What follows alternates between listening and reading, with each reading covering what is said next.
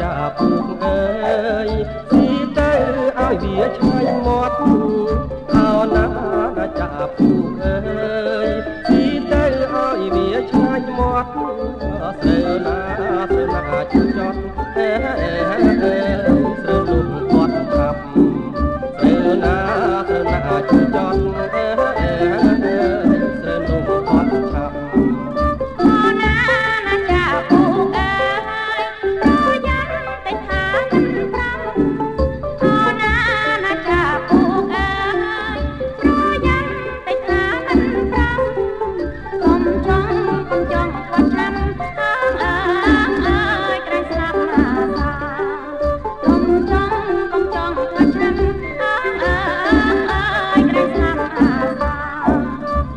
ស្លាប់អណាដោយដៃស្រីស្រុកស្រែចំការបើស្លាប់អណាដោយដៃស្រីស្រុកស្រែចំការស្លាប់ចុះមិនថាណាចាប់អើ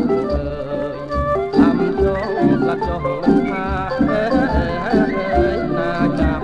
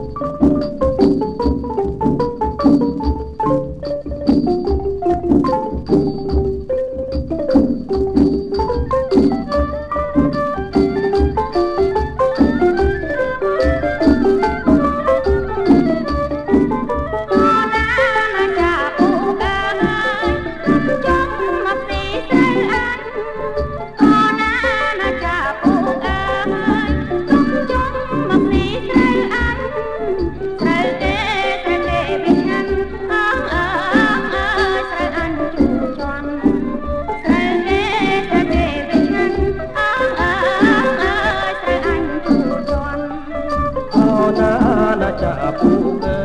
យស៊ីទៅឲ្យវាឆ្ងាញ់មាត់អោណាចាពូអើ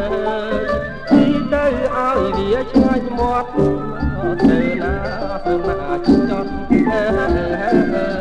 រោះលោកគាត់ឆាប់ទៅណា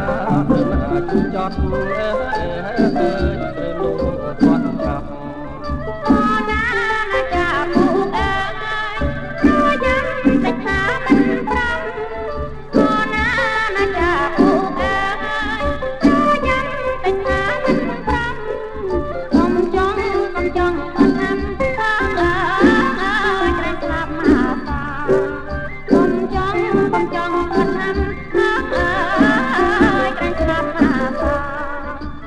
ស្លាប់អណាដោយដៃស្រីស្រុកស្រែចំការស្លាប់អណាដោយដៃស្រីស្រុកស្រែចំការស្លាប់ចុះមិនថាណាចាប់ស្លាប់ចុះមិនថា